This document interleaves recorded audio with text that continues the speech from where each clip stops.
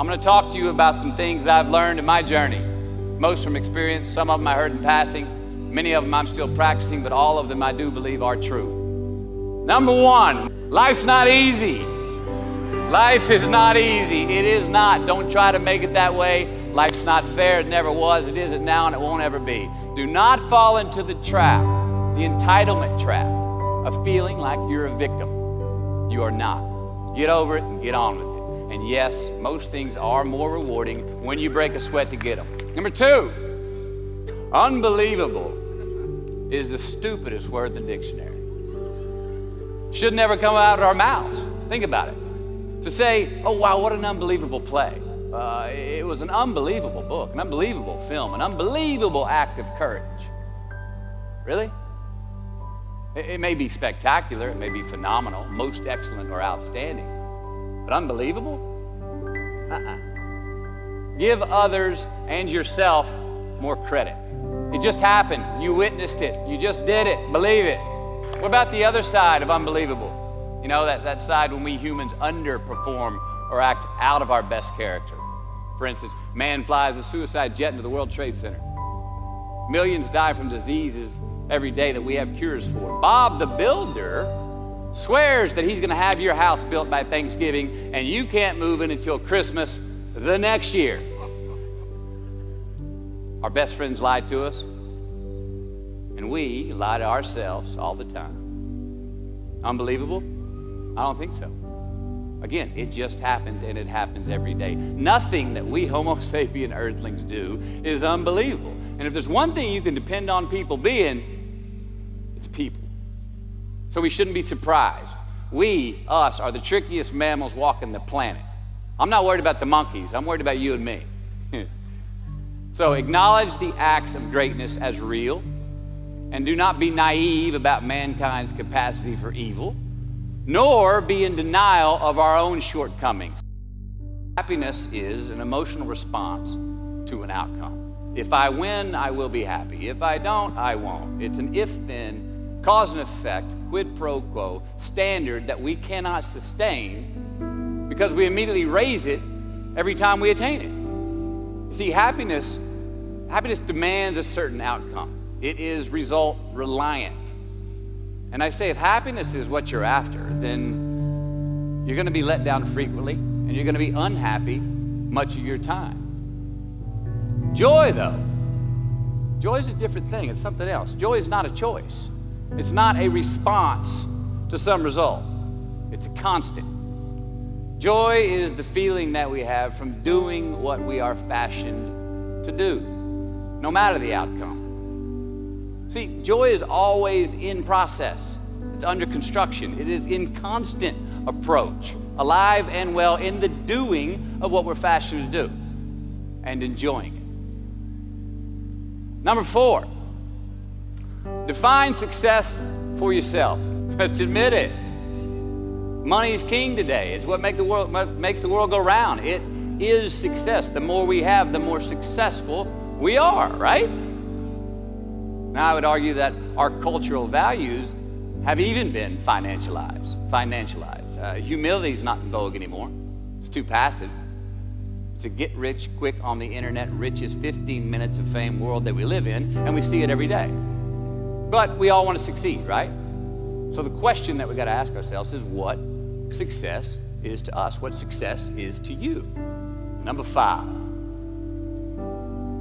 Process of elimination is the first step to our identity. A.k.a. where you are not is as important as where you are. Look, the first step that leads to our identity in life is usually not, I know who I am. I know who I am. That's not the first step. The first step's usually, I know who I am not. Process of elimination. Defining ourselves by what we are not is the first step that leads us to really knowing who we are. You know that group of friends that you hang out with that they really might not bring out the best in you? You know, they gossip too much, or they're kind of shady. They really aren't going to be there for you in a pinch. Or how about that bar that we keep going to that we always seem to have the worst hangover from? Or that computer screen, right? That computer screen that keeps giving us an excuse not to get out of the house and engage with the world and get some real human interaction. Or how about that food that we keep eating? The stuff that tastes so good going down, it makes us feel like crap the next week. We feel lethargic and we keep putting on weight. Well, those people, those places, those things, stop giving them your time and energy. Just don't go there. I mean, put them down. And when you do this, when you do put them down, when you quit going there, and you quit giving them your time, you inadvertently find yourself spending more time and in more places that are healthy for you, that bring you more joy. Why? Because you just eliminated the who's, the where's, the what's, and the when's that were keeping you from your identity. Like, trust me, too many options, I promise you this, too many options will make a tyrant of us all. All right, so get rid of the excess, the wasted time. Decrease your options. If you do this, you will have accidentally, almost innocently, put in front of you what is important to you by process of elimination. Knowing who we are is hard. It's hard. So give yourself a break. Eliminate who you are not first, and you're going to find yourself where you need to be. Number 6, don't leave crumbs and the beauty of delayed gratification. So what are crumbs? Well, the crumbs I'm talking about are the choices that we make that make us have to look over our shoulder in the future. They come in the form of regret, guilt, and remorse. You leave crumbs today, they will cause you more stress tomorrow. And they disallow you from creating a customized future in which you do not have to look over your shoulder. So let's flip the script. Instead of creating outcomes that take from us, let's create more outcomes that pay us back, fill us up, keep your fire lit, turn you on for the most amount of time in your future. These are the choices I'm talking about. And this is the beauty of delayed gratification. All right, tee yourself up. Do yourself a favor. Make the choices, the purchases today that pay you back tomorrow. Residuals. So whether it's prepping the coffee maker the night before, so all you got to do is press the button in the morning, or getting ready for the job interview early so you don't have to cram the night before, or choosing not to hook up with that married woman because you know you're going to feel horrible about it tomorrow, and her husband carries a gun, or paying your debts on time so that when you do see that guy 3 rows back tonight, you don't have to hunker down in your seat hoping that he don't see you. Get some ROI. You know what that is? Return on investment. Your investment. You. Customize your future. Don't leave crumbs. Number 7, dissect your successes and the reciprocity of gratitude. We so often focus on failure, don't we? When we study failure, we obsess with failure. We dissect failure and our failures. We dissect them so much we end up intoxicated with them to the point of disillusion. I mean, when do we write in our diary? Usually when we're depressed. What do we gossip about? Other people's flaws and limitations. I mean, we can dissect ourselves into self-loathing if we're not careful. I find that most of the times our obsession with what is wrong just ends up breeding more wrong, more failure. Now, the easiest way to dissect success is through gratitude, giving thanks for that which we do have, for what is working, appreciating the simple things we sometimes take for granted.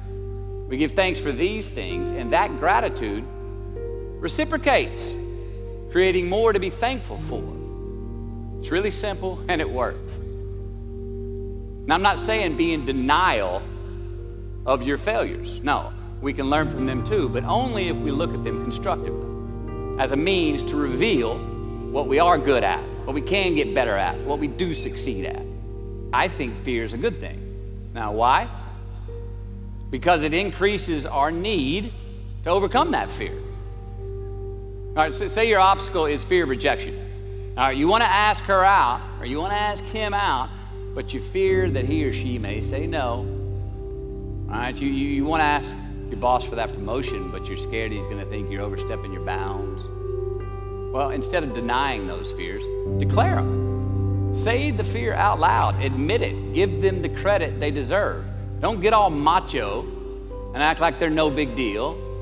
And don't get paralyzed by denying that they exist and therefore abandoning your need to overcome them. I mean, I'd even subscribe to the belief that we're all destined to have to do the thing that we fear the most anyway, at some point. So give your obstacles credit, and you will, 1, find the courage to overcome them, or you will, 2, see more clearly that they're not really worth prevailing over. So be brave, have courage, and when you do, you get stronger, you get more aware, you get more respectful of yourself and that which you fear.